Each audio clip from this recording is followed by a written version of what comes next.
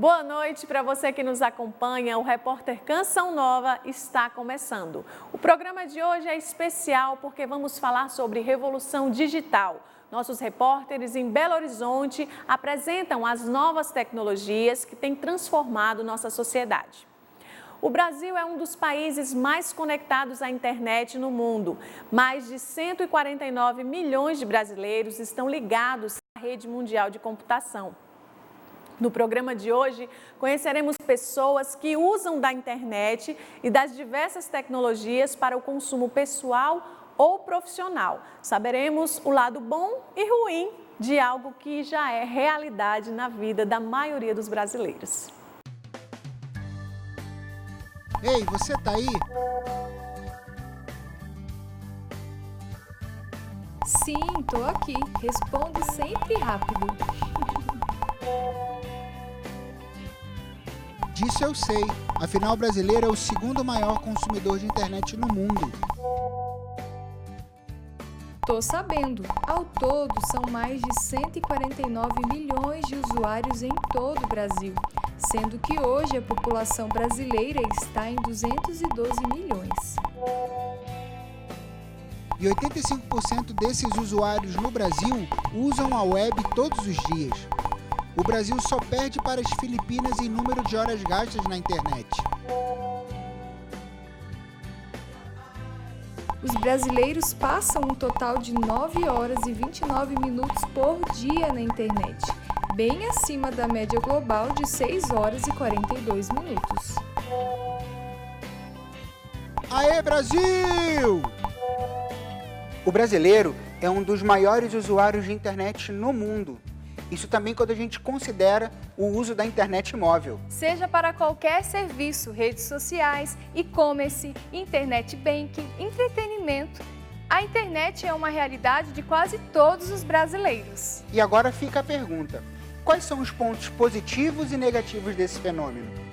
E hoje nós vamos conversar com médicos, professores, psicólogos e usuários da rede para sabermos como lidar com as consequências de algo que veio, revolucionou e que não conseguimos mais ficar sem usar.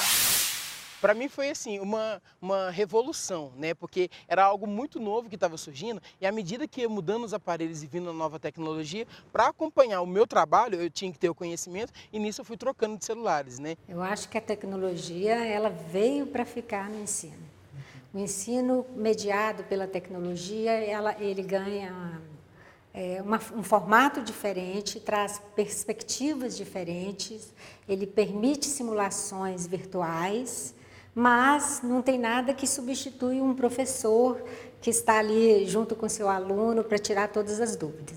A gente procura educar, a gente procura realmente falar, mas chega num determinado momento que eles tomam as decisões por si, né? E a gente vê que a tecnologia está avançando muito.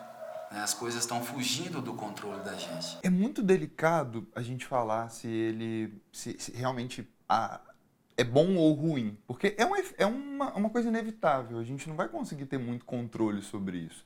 Então o ideal é que a gente consiga um uso saudável, sem um comprometimento das relações sociais, para que a pessoa consiga lidar com isso da melhor maneira. A terceira revolução industrial, também denominada de Era da Informação ou Era Digital, teve início em meados do século XX, momento em que a eletrônica tornou-se o marco da modernização da indústria. Muitos estudiosos acreditam que ela começou nos Estados Unidos e em alguns países europeus, no momento em que a ciência viabilizou o uso da energia nuclear e do átomo. Um outro grupo aponta que o início se deu a partir dos anos 90, com a chegada do computador pessoal e a internet. De todo modo, é possível perceber que essa fase vem alterando o nosso cotidiano. Todos os avanços, recursos e ferramentas que surgiram nesse período trouxeram muito mais conforto e agilidade às nossas vidas. Hoje, com a era digital, nós, na maioria das vezes, utilizamos os smartphones, computadores, notebooks para poder nos comunicarmos com as pessoas. Inclusive, eu estou usando meu smartphone para falar com você. Estou chegando aqui perto do Rogerinho Mundo, que também vai falar para a gente como que ele utiliza os meios de comunicação no seu dia a dia. Rogerinho, você se lembra qual foi a primeira vez que você esteve com o smartphone na mão? Nossa, eu acho que já deve ter uns 20 anos por aí, uns 15, mais ou menos isso. Porque eu lembro que a primeira vez que eu tive o smartphone na mão foi quando eu trabalhei numa loja de celular junto com o meu melhor amigo, que hoje já está com o Papai do Céu, o Guilherme. Ele montou uma loja de assistência técnica em celular. Na época ainda era celular TDMA, foi a transição, né? Foi o final daquela era daqueles celulares ainda que era só a bateria, não era nem chip, para a entrada realmente dos aparelhos de chip e de smartphone. Então eu vi realmente essa transição. Era bem novinho, mas já estava acompanhando e através da loja eu tive meu primeiro smartphone. E o que mudou na sua vida depois desse smartphone na sua mão? Para mim foi assim, uma revolução, né? Porque era algo muito novo que estava surgindo e à medida que ia mudando os aparelhos e vindo a nova tecnologia, para acompanhar o meu trabalho, eu tinha que ter o conhecimento e nisso eu fui trocando de celulares, né? Então começou aquele celular que antes não tinha nem a tela colorida, depois já veio o primeiro com câmera e aí já começou todas essas coisas. E eu, como sempre gostei demais de tecnologia e dessa área, principalmente quando começaram a filmar, eu sempre gostei dessa coisa de TV, de filmagem, então para mim foi muito bom, porque até para a minha área da comunicação, teve totalmente a ver a ligação e a evolução dos aparelhos, dos smartphones com o trabalho que eu faço. Wesley, a tecnologia, ela afasta ou aproxima as pessoas? O que é positivo e o que é negativo? Então, o risco disso é porque ela tem os dois efeitos. Ela acaba afastando quem está próximo e aproximando quem está longe. A gente tem percebido que as pessoas têm uma possibilidade de comunicação muito grande. Por exemplo, se a gente pensa em famílias, quando um filho vai estudar fora ou alguma coisa do tipo, elas têm uma facilidade de conectar com esse filho. Mas, em compensação, dentro de casa, a gente vê os diálogos cada vez mais esparsos. Então, tem gente que, às vezes, está no quarto e manda uma mensagem para o irmão na sala e a comunicação acaba não ficando fluida. Agora nós vamos conversar com a professora Júlia Cury, ela que é psiquiatra no UFMG, e nós vamos conversar sobre os benefícios e também sobre os problemas e dificuldades que a tecnologia traz hoje para a nossa sociedade. Professora, a primeira pergunta que eu queria saber é quais são os pontos positivos e também os pontos negativos da tecnologia hoje? Os pontos positivos são muitos, né? Também a gente não pode demonizar completamente a tecnologia, porque a tecnologia ajuda a facilidade de informação, de comunicação, em casos de emergência, por exemplo, você contactar as pessoas rapidamente. Então, tudo isso é uma facilidade, né, que a gente adquire. Fazer compras, sim. Pessoas que têm dificuldade, por exemplo, de sair de casa, pessoas que têm uma deficiência, podem fazer compras pela internet. Então, tem muitas facilidades. O problema é quando o uso da tecnologia começa a se tornar exagerado, podendo causar vários prejuízos em várias áreas da vida das pessoas. Entendi. Falando sobre esses prejuízos, a gente percebe então que o problema não é em si a ferramenta, mas sim o usuário que está usando a ferramenta. O problema é a forma de utilização dessa ferramenta. Então, o uso, ele é benéfico até o ponto que ele não causa de prejuízos. O que são esses prejuízos? O sofrimento para a pessoa, ou para as pessoas que convivem com ela, né? Ou redução da funcionalidade da pessoa. O que é redução da funcionalidade? Ela começa a não trabalhar tão bem, diminui a produtividade no trabalho, o estudante começa a não conseguir concentrar mais, diminui o tempo de estudo. Então, a cada momento que ele para de estudar para dar uma olhada no celular, porque a gente fala que aquelas mensagens, a luminosidade, o som, estimulam um ritual de checagem. Toda vez que tem um estímulo, a pessoa olha para a tela do celular. Isso faz com que ela deixe de concentrar no que ela estava fazendo e o cérebro demora em torno de 6 minutos para voltar a concentrar completamente no que a pessoa estava fazendo antes. Isso causa um prejuízo muito grande de concentração. Para quem já tem déficit de atenção, é uma piora muito importante na produtividade, principalmente nos estudos e no trabalho. E como que os pais veem isso? Os filhos que muitas vezes não fazem coisas produtivas, mas que perdem tempo exatamente olhando as coisas na internet. Nós vemos isso como, vamos dizer assim, como algo que não está correto, né? A gente procura educar, a gente procura realmente falar, mas chega num determinado momento que eles tomam as decisões por si, né? E a gente vê que a tecnologia está avançando muito, né? As coisas estão fugindo do controle da gente, né? Então, assim, é realmente hora da gente repensar o que a gente pode fazer para frear essa situação, para colocar realmente, voltar um pouco, não fugindo da tecnologia, mas voltar, vamos dizer assim, aos primórdios, que é realmente ter conversa familiar, rezar o terço em família, né? Ficar mais unidos, que eu acho que a gente dispersou um pouco, realmente. Não só nós, eu acho que como toda a família brasileira está passando por essa dificuldade que é manter a união da família junto aos seus. Entendi. Kelly, teve alguma situação que você e o Wagner, como pais, tiveram que chamar o Gustavo ou a Bia e falar assim, ó, tá demais, vamos voltar, vamos retroceder, vamos parar de usar, vamos desligar, vamos sentar. Teve alguma situação mais delicada assim? Sim, várias vezes. Muitas vezes a gente precisa acordar de madrugada, né, Wagner? O Gustavo não deixa a gente dormir por causa de videogame, gritando com jogos online, né? E a Beatriz com a luz acesa no quarto, mexendo na internet também até altas horas, né? Principalmente no final de semana. E a gente precisa intervir. A Bia teve até um problema de vista também por causa de tanto ficar à noite com o celular olhando, né? Precisamos levar ela no médico para poder olhar isso, e ele falou que ela tinha que parar, porque cada vez ela ia perdendo mais a visão por causa disso, né? Do vício de ficar com o olho na tela, principalmente no escuro, né? Entendi. E você, Bia? Teve esse problema? Como é que você... não, isso é tranquilo, isso é corriqueiro. Como é que é isso para você? Não, eu usava muito, muito mais do que eu uso agora. E eu abusava mesmo da internet. Mas quando você fala muito, muito, muito, o que era muito, muito, muito? Eu passava muito tempo no celular, enquanto eu podia estar vendo uma televisão, podia estar fazendo algo mais útil, né? E eu ficava no celular, mas eu não parei de mexer no celular, mas eu senti que eu diminuí, porque eu vi que estava começando a me prejudicar também. Entendi. E aí hoje você tem um uso mais consciente da internet? Sim, com certeza. Para que você usa a sua internet? Eu uso para redes sociais, né, claro.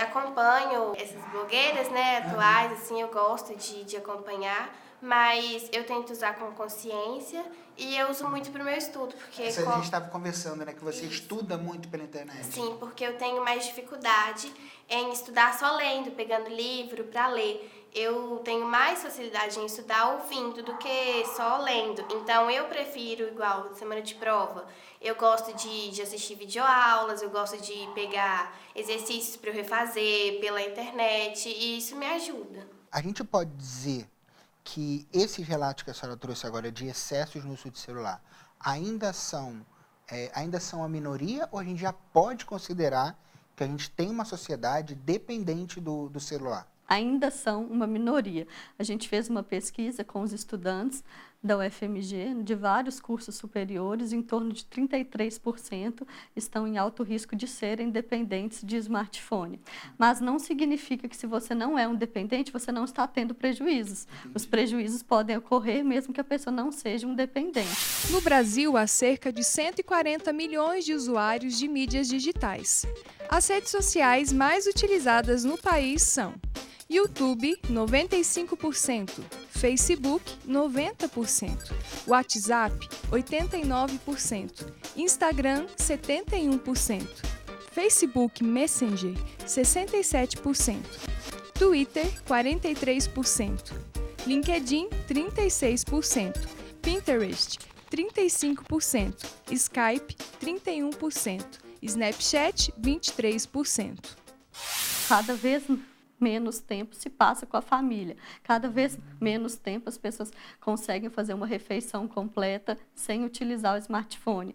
Isso prejudica também quando a pessoa não presta atenção no que ela está comendo, ela aumenta a quantidade de ingestão e aumenta a quantidade de ingestão de coisas mais calóricas. Já foram feitas Porque pesquisas... ela não presta atenção no que está comendo, ela já come foram qualquer feitas coisa. pesquisas nesse sentido. Então, não precisa de ser dependente para ter prejuízo. Outro tipo de prejuízo que pode ocorrer, mesmo quando a pessoa não é dependente, atravessar a rua olhando o celular, casos de atropelamentos. Pessoas que dirigem enviando mensagem, falando no celular. Aumentou em 16% o número de acidentes de trânsito no ano passado, exclusivamente por causa do uso do celular ao dirigir. Então são dados importantes de prejuízo. São várias coisas que podem trazer um prejuízo grande.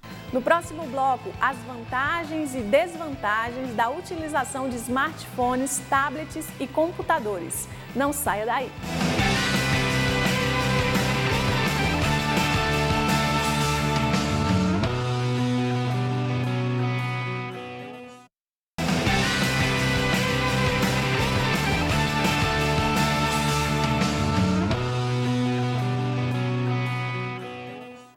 A utilização de smartphones, tablets e computadores nos trazem inúmeras vantagens, certo? Mas será que também traz algum prejuízo para a nossa saúde física ou mental? Como você usa a tecnologia? Nossa equipe de reportagem em Belo Horizonte mostra para nós. Estudos mostram que o uso errado do celular pode afetar a nossa saúde. O mais comum são as pessoas reclamarem de problemas de coluna. Segundo a OMS, 80% da população mundial teve, tem ou terá dores nas costas, muito por causa de má postura ou problemas de coluna. E no Brasil, os dados também são alarmantes, onde 30% da população tem dores crônicas na coluna. No programa nós também conversamos com o Dr. Otávio Melo, ele que é ortopedista e também especialista em dor.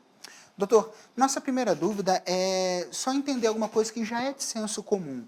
Só por nós percebermos as pessoas, muitas vezes pegando o celular, usando o tablet, a gente associa que isso pode gerar um problema ou de má postura ou realmente uma dor na coluna cervical. E eu queria saber, isso é real? Isso é concreto?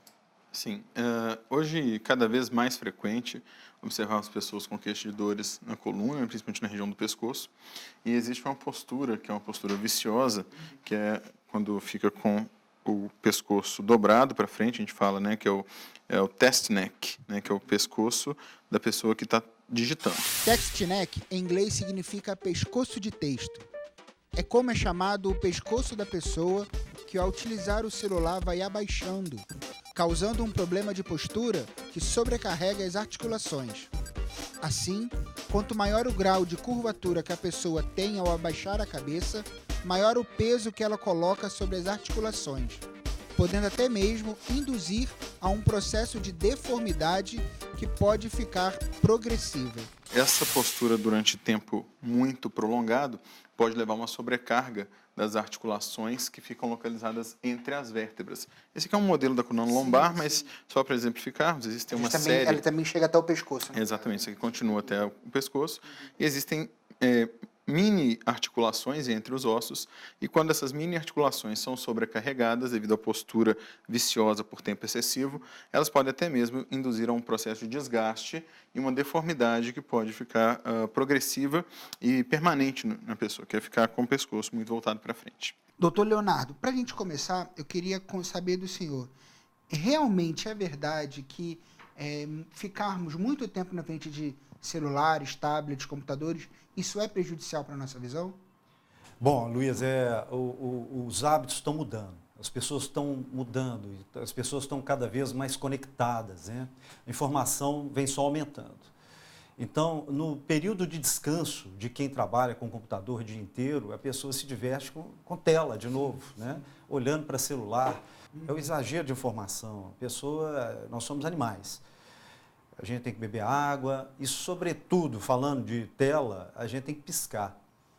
E o não piscar gera olho seco. Entendi. As pessoas ficam com os olhos irritados, ardendo. Então a gente tem que ter consciência que a gente está exagerando, que a gente tem que piscar, tem que levantar da cadeira, tem que beber água. A gente tem que lembrar das nossas limitações, que nós somos animais, animais que evoluímos, mas continuamos animais. Né? Por que a gente fica com o olho seco? O que gera, o que acontece que acontece a secura no globo ocular? Existem duas hipóteses principais. Uma da luz azul emanada pelas telas, né, que tem um papel. E a outra hipótese é pela baixa razão do piscar, a baixa frequência ao piscar. Quando você pisca pouco, as glândulas que a gente tem, que liberam oleosidade na lágrima, a lágrima tem uma parte, vamos dizer assim, aquosa e uma parte oleosa. A parte oleosa fica diminuída por causa do baixo ritmo de piscada. Então, o piscar mais frequente estimula a glândula a produzir essa oleosidade. Na sua saúde, Rogério, você já percebeu algumas dores na sua coluna, nos dedos, na visão, né, por causa do uso excessivo? Demais. Eu, principalmente, porque eu já tenho um problema na minha visão que chama ceratocônia, né, que não ajuda muito na visão, tipo, nem de perto nem de longe. Um olho é para longe, outro é para perto, nunca ficou tão bom.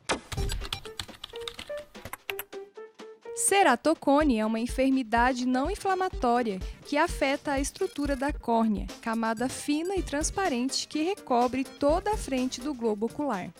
Então eu já tenho um grau muito alto do óculos que eu tenho que utilizar, então essa coisa de você ficar sempre usando o celular e muito perto, principalmente como eu trabalho mais à noite, aí às vezes você está no escuro do seu quarto, só com a claridade do seu celular você vai forçando ainda mais a vista. E coluna então nem se fala. O fato de ter a facilidade de você utilizar do smartphone para poder trabalhar de onde quer que seja, se você está sentado num carro, se você estiver numa praça, como aqui agora eu consigo já ir fazendo serviço, você não está confortável como uma pessoa que senta numa cadeira e tem um computador para poder trabalhar. O celular você vai estar sempre abaixado assim e nisso a coluna vai embora. Como é que seria uma postura ideal para a gente utilizar a tecnologia? Sim. Por exemplo, eu trouxe esse notebook aqui, né, que muita gente hoje utiliza. Sim.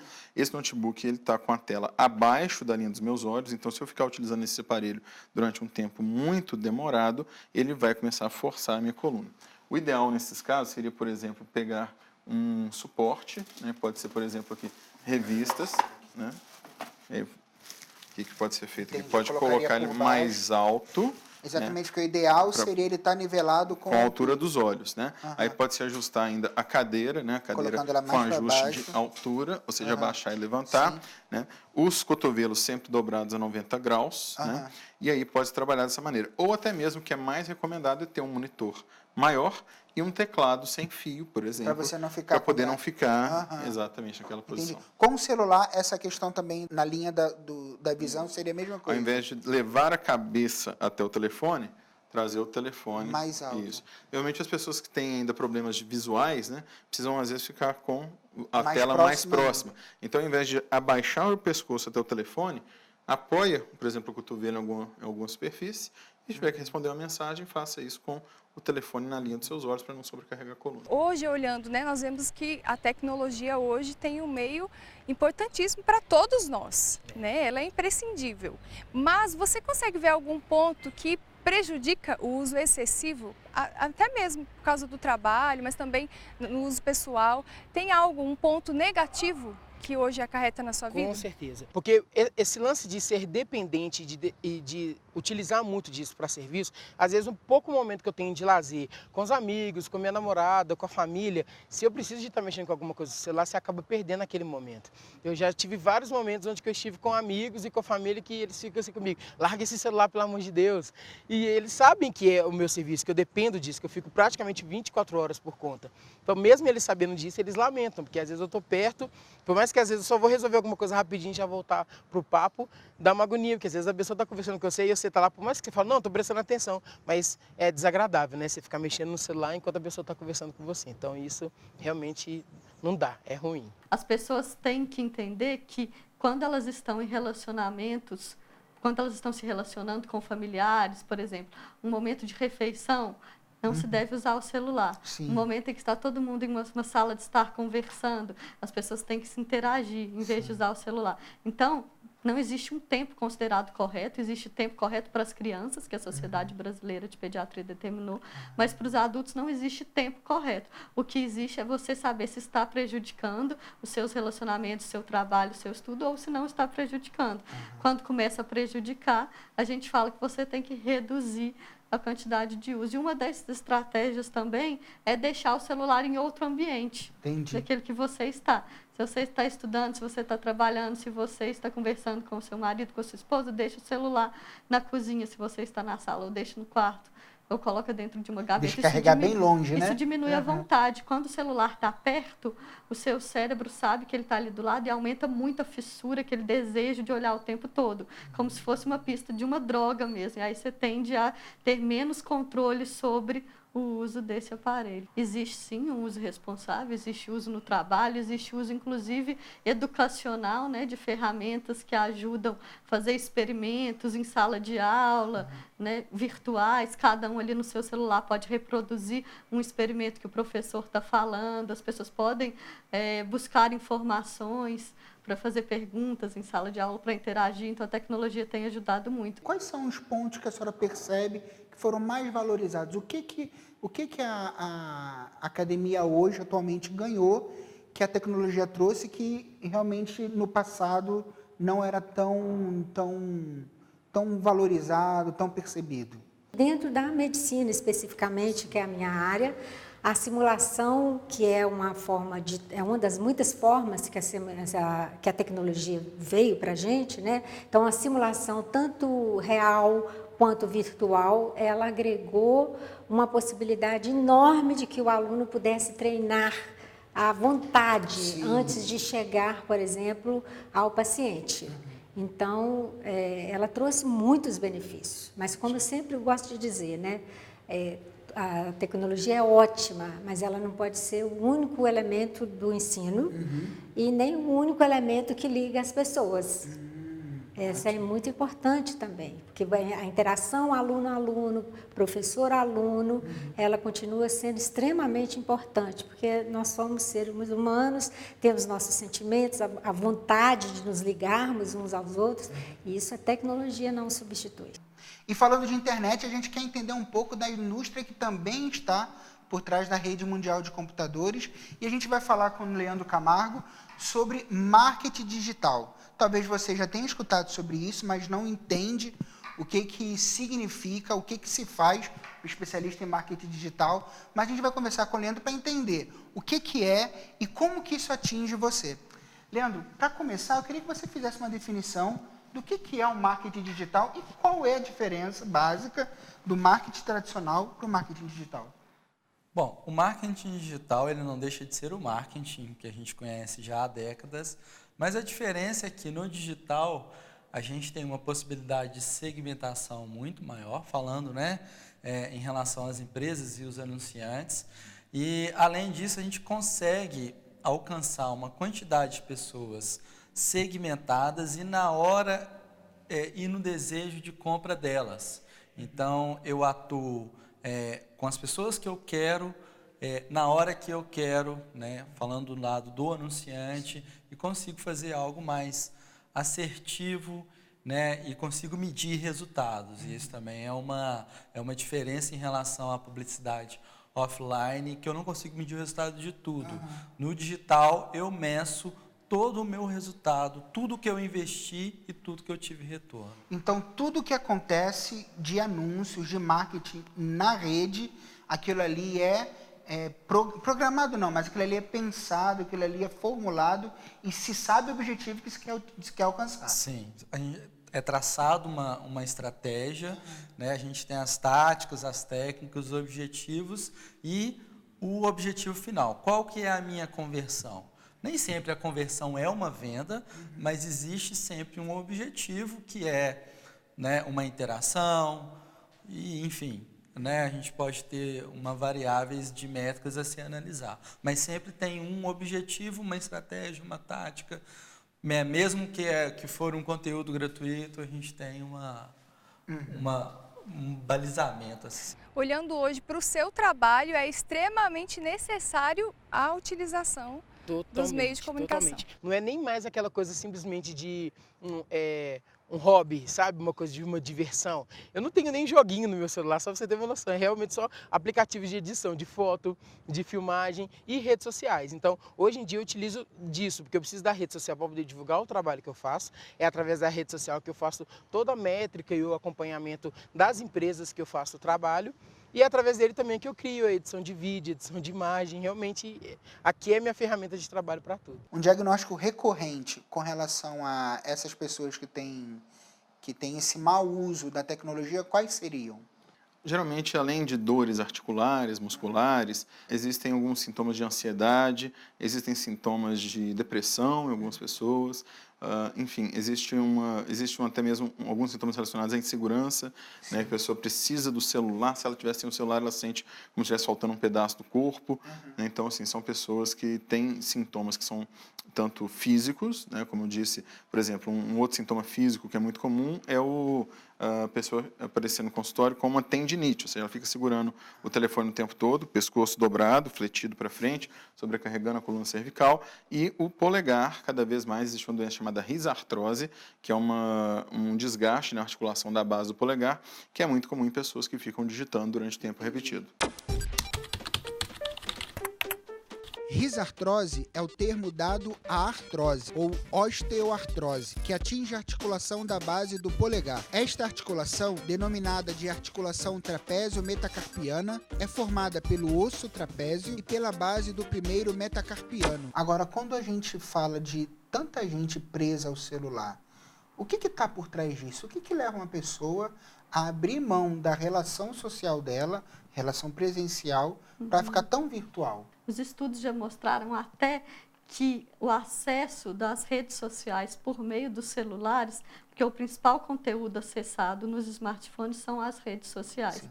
Essas redes sociais ativam o sistema de recompensa do nosso cérebro, que é onde gera o prazer, a satisfação, liberando a dopamina, que é o nosso hormônio do prazer. A dopamina é um neurotransmissor que atua de diferentes formas no sistema nervoso, estando relacionada, por exemplo, com o humor e o prazer.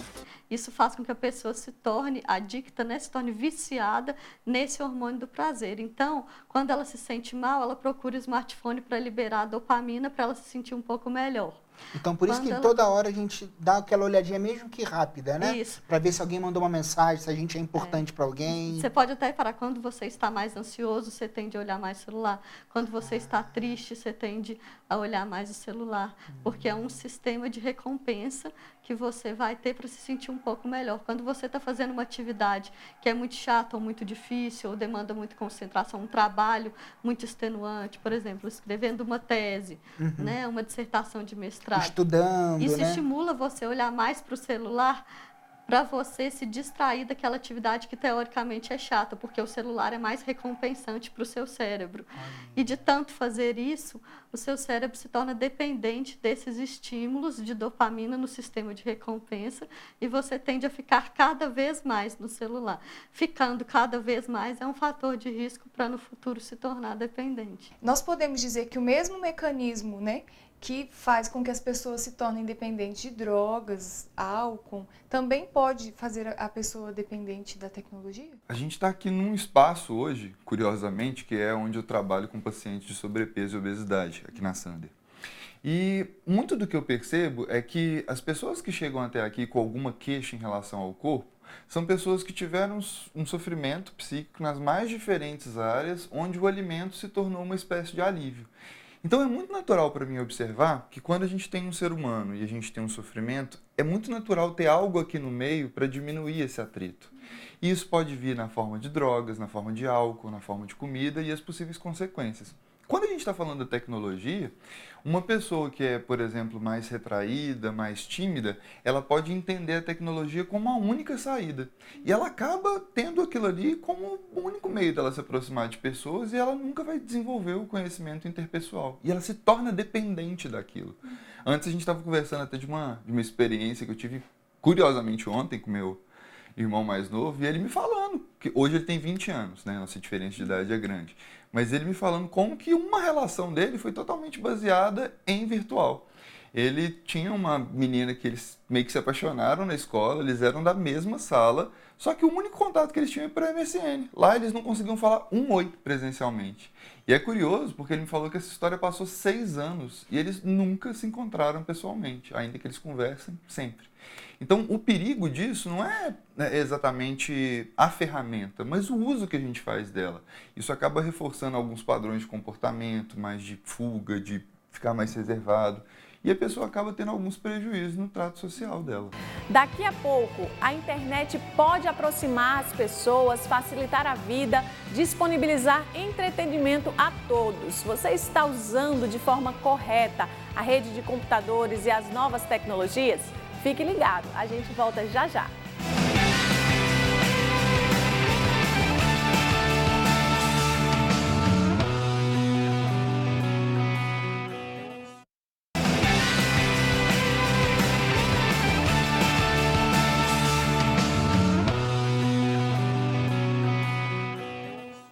Claro que a internet tem o poder de nos aproximar de pessoas que estão distantes, facilita a nossa vida no dia a dia e, ao mesmo tempo, democratiza o entretenimento. Chegamos ao último bloco do programa de hoje. Analise e avalie a qualidade do uso que você faz da internet e de qualquer outra ferramenta tecnológica. Mas a tecnologia não diz somente de novos smartphones ou consolidação da internet. Podemos também falar sobre a educação e assim descobrir como isso pode mudar o futuro das pessoas. Como que a senhora enxerga utilizações da tecnologia, por exemplo, em auxílio de videoconferência para uma cirurgia, onde o médico distante ajuda um outro corpo médico que está realmente realizando uma cirurgia, alguns atendimentos que se trouxe a possibilidade de atendimento de longa distância. Como que a senhora percebe a utilização nesse aspecto da tecnologia? Eu vejo assim, nós temos várias formas de usar a tecnologia nesses aspectos que você está colocando. Uma delas é a videoconferência, em que as pessoas se reúnem e podem discutir um caso. A outra forma é na forma de educação médica. Então, nós temos aqui vários projetos em que a gente oferece cursos de capacitação e de atualização médica. Tudo isso é tecnologia, porque isso é telesaúde. Sim, sim. E nós temos também programas em que se ouve a segunda opinião. Então, os casos são discutidos, qual é a segunda opinião num determinado caso. No caso da ajuda em um determinado procedimento ou do diagnóstico feito à distância, ele tem um grande valor, mas ele precisa ser regrado. Sim. Porque tudo, como eu disse, assim, tudo tem um limite e a tecnologia tem que ser usada com a sabedoria de não ultrapassar certos limites éticos. Então, a pesquisa ela funciona como uma preparação exatamente para profissionais qualificados, para que a população tenha uma saúde qualificada também, né? Sim. De qualidade melhor. Sim, sim. Eu posso dar até o exemplo da impressora. Uhum. Então, nós começaríamos com uma peça simples. Por exemplo, a gente consegue na internet modelos 3D virtuais dessas duas partes do cérebro. Isso aqui veio da internet, programas livres. Então, você pode utilizar isso, por exemplo, numa educação, numa escola infantil. Ótimo. Porque não necessita de tanto detalhe. Mas aí uma pessoa vê isso aqui, gente, será que eu não conseguiria fazer um mapeamento do cérebro de uma pessoa ou de um grupo de pessoas que tem uma determinada doença? Por exemplo, Alzheimer. Doença de Alzheimer é uma doença neurodegenerativa crônica e a forma mais comum de demência. A doença manifesta-se lentamente e vai se agravando ao longo do tempo. O sintoma inicial mais comum é a perda de memória a curto prazo, com dificuldades em recordar eventos recentes. Um pesquisador pode perfeitamente entrar com um projeto no conselho de ética, porque tudo tem um passo, tem uns passos, né, dentro da universidade, e dizer, olha, eu quero pesquisar o cérebro das pessoas com Alzheimer, aí pode pegar a ressonância magnética desses pacientes, reproduzir o cérebro desses pacientes na impressora 3D, estudar isso em loco. Olha, ele pode tocar, né? Pode tocar. Inclusive, isso faz toda a diferença. Nós temos esse trabalho aqui dentro da UFMG, já foi feito por um grupo que é aqui da Faculdade de Medicina da UFMG. Foi um estudo do cérebro das pessoas que apresentavam epilepsia. Então, eles estudaram uma série de casos e reproduziram o cérebro de cada uma dessas pessoas numa impressora 3D. Então, você vê, uma coisa simples, inicialmente quase nada. Sim, parece coisa de criança. Parece, né? Coisa de criança. Mas vira uma reprodução real de um joelho normal. Isso aqui é de ressonância magnética também. Então, é um programa que transforma as imagens da ressonância numa imagem real. Depois, a gente tem a impressora que decodifica isso e vai imprimindo, né, de baixo para cima todo esse material. Essa impressora é muito simples, nós temos impressoras muito mais sofisticadas, até produzir uma peça, vou tirar daqui, que reflete as alterações que são vistas numa determinada pessoa. Então, desde o simples... Aqui a gente pode perceber, né? A diferença. As alterações aqui, ó. Exatamente. Um joelho normal e um joelho mais cheio calejado, de né? Cheio de alterações. E então, um cirurgião, ele pode treinar a cirurgia, ver os campos cirúrgicos, será que vai caber? Por exemplo, se ele tiver que fazer alguma troca, uma troca de uma patela, por exemplo, ele pode fazer até um molde aqui. Então, o brasileiro é um dos que mais consome internet no mundo. E eu queria te perguntar, tudo aquilo que nós acessamos se volta para a gente em marketing? A gente tem acesso a produtos. Isso é proposital? Sim. Uma coisa que não existe na internet, né, bem difícil ter, se chama privacidade. Né? Todo consumidor ele é impactado, né? As grandes empresas como Google, Facebook, todas as redes sociais, elas sabem exatamente aquilo que você faz, aonde você navega, né, quais os tipos de site você consome, aquilo que você está fazendo. Então, a gente dá um nome técnico disso, que tudo é tagueado, as pessoas são tagueadas, ou seja, né, como uma etiqueta mesmo. Todos os navegadores, né, todos os usuários da internet, eles têm uma etiqueta, como se fosse uma etiqueta mesmo, e ali eles têm as preferências de compra, idade, sexo, aonde formou, quantos anos estudou, tudo. Qual a idade dos seus filhos, qual carro que você tem, tudo. Gustavo, a internet tirou tempo da família? Como é que é o relacionamento familiar? Eu acho assim, quando a gente morava em Curvelo antes, eu, pelo menos, ganhei um telefone muito tarde, né? Vamos dizer assim. E esse telefone que você ganhou, já era um smartphone ou era só um telefone normal? Não, era um telefone normalzinho. Era bem básico na época mesmo, até porque na época não tinha essas coisas. Sim. Então, assim, depois que a gente a gente mudou para BH, a rotina aqui é muito corrida. E a gente sabe que a gente tem um horário de refeição muito variado, sabe? Às vezes o horário que a gente podia estar junto, que era na hora da janta, meu pai às vezes come cedo, eu como muito tarde, e a gente acaba não reunido. A gente vai no quarto assim para pedir uma benção na hora de dormir e a gente conversa muito mais no trabalho do que aqui dentro de casa. Trabalhamos juntos. É porque a gente trabalha em família, todo mundo junto. Então a gente conversa muito mais lá, brinca, pergunta como é que o outro tá lá, do que aqui dentro de casa. E os pais, como é que veem isso? Vocês se preocupam e, de certa maneira, manter esses momentos de família onde nada atrapalha, possa ficar só vocês quatro? Eu acho muito importante, né? A gente estar em família, né? Esses dias até eu percebi que a gente quase não senta junto no sofá para assistir televisão, né? Porque o Gustavo tem televisão no quarto dele, a gente também tem, a Bia ainda não tem, né? Mas é cada um na sua televisão, né? E outro dia a gente sentou os quatro aqui, ficamos assistindo pegadinha e rindo, e eu parei e falei, gente, quantos anos a gente não faz isso? Né? Então, você chegou a perguntar antes, né? Às vezes a gente está dentro de casa, cada um no seu quarto, a gente trocando mensagem pelo telefone. Isso já aconteceu aqui? Já aconteceu. Sendo que a gente poderia estar assim, levantando, indo lá, conversando pessoalmente, né? Mas às vezes o cansaço, né, do dia a dia, às vezes a gente não tem coragem nem para levantar, para poder ir lá, né? E o comodismo, né? Também, né? O comodismo, mas é muito importante. A família, apesar do pouco tempo que a gente tem para estar junto no momento de lazer, né, a gente se interagir, né, de sentar na mesa, comer juntos, né, conversar, não mexer no celular, né, enquanto tá comendo. Já tem, então mexe no celular quando tá o comendo. Tempo todo. E houve também, não larga o celular nem um minuto. Houve também. Vai pro banheiro com o telefone, come com o telefone, seca o cabelo com o telefone. E hoje, como fazer essa ponte dentro de casa, né? Onde Pais também estão bem conectados, filhos conectados. Como melhorar o relacionamento dentro de casa? A gente vai ter que ver os dois lados. Por exemplo, os pais, com o acesso à tecnologia, muitas vezes eles estendem a jornada de trabalho para além do ambiente corporativo. Então, estão em casa e continuam trabalhando. Da mesma forma, os filhos, às vezes, eles têm a proximidade com pessoas que eles têm mais afinidades, com amigos, e acabam distanciando dos pais. Então, isso tem que ser um cuidado bem redobrado mesmo.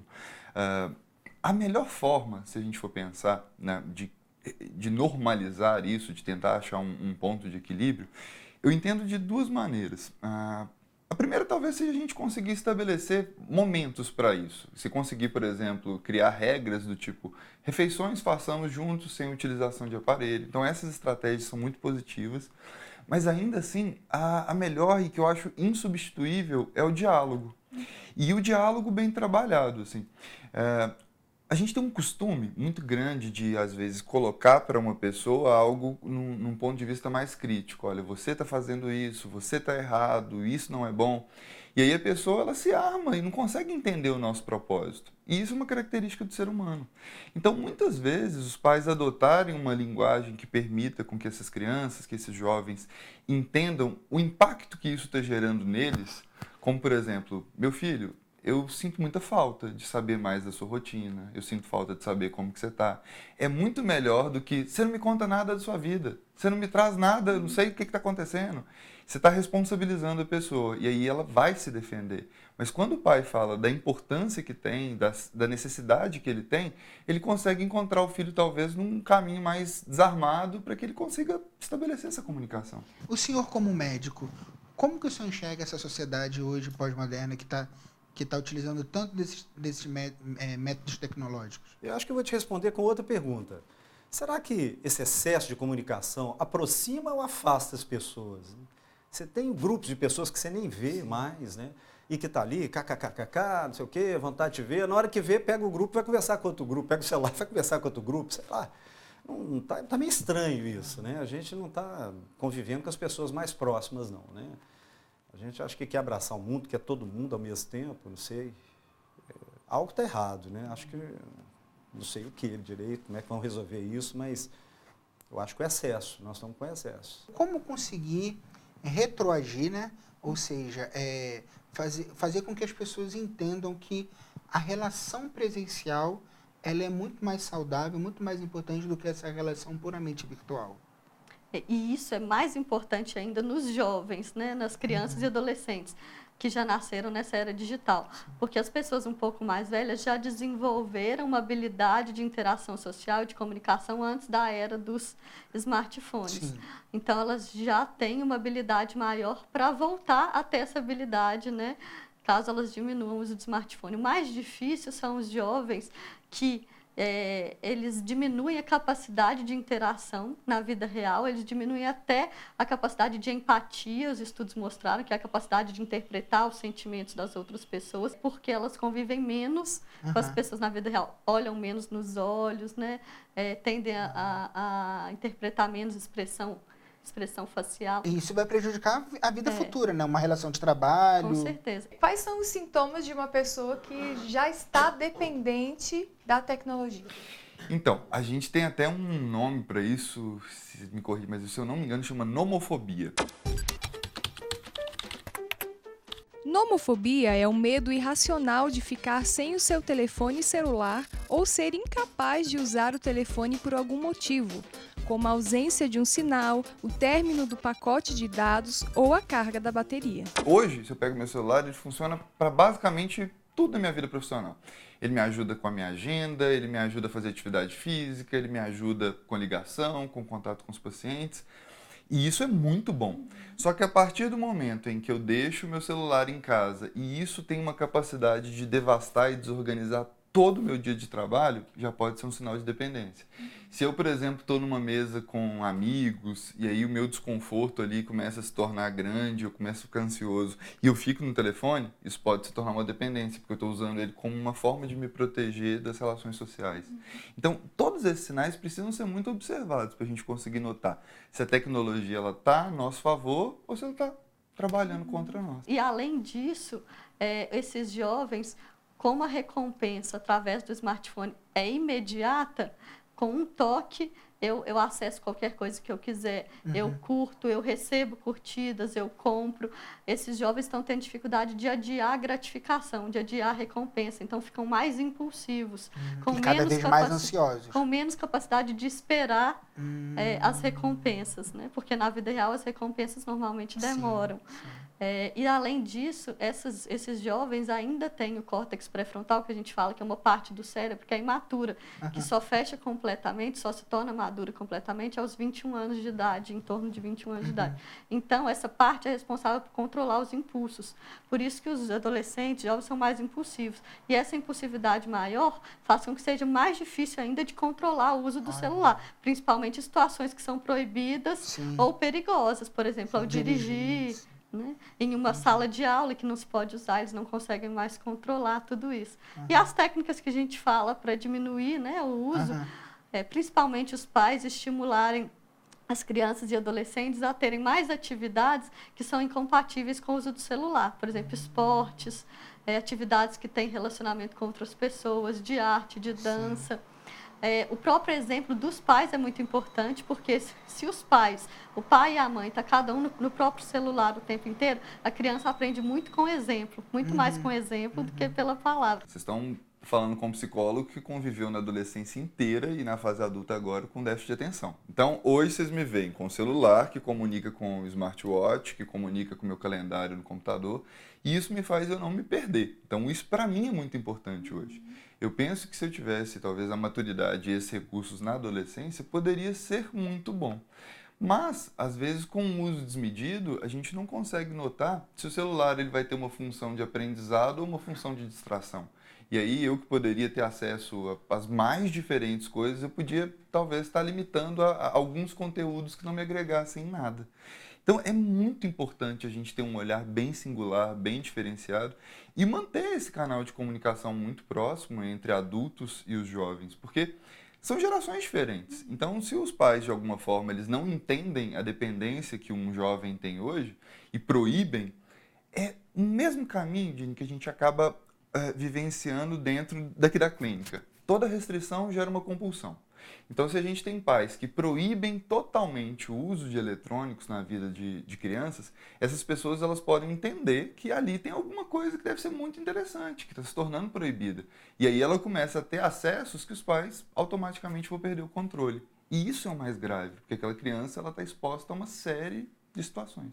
Eu vejo que a tecnologia ela ajudou muito em vários setores, em várias situações, mas tudo posso, mas será que tudo me convém? A gente tem que ter essa consciência de que está tudo ao nosso alcance, mas também a gente tem que ver que tem as coisas boas e as coisas ruins, né? Então é um momento da gente realmente refletir, repensar a nossa vida, deixar que as situações aconteçam, mas existem muitas situações que a gente não precisa participar delas, né? Existem muitos sites que a gente não precisa de visitar. Existem muitas informações que a gente não precisa nem de saber, só para dar ibope, não tem essa necessidade. Então, realmente é momento da gente, com esse programa que você está fazendo, a gente repensar a situação de vida familiar hoje, como que está acontecendo na nossa família, o que o celular, o que a tecnologia está nos tirando, que é o bem mais precioso que Deus deixou, que é a família. Chegamos ao final do Repórter Canção Nova de hoje. Use com responsabilidade e eficácia os meios digitais e aproveite muito bem a vida com as pessoas que você ama. Aproveitando o assunto, fica a dica de nossa página na internet, noticias.cançãonova.com. Eu fico por aqui e te espero para o programa da semana que vem. Até lá!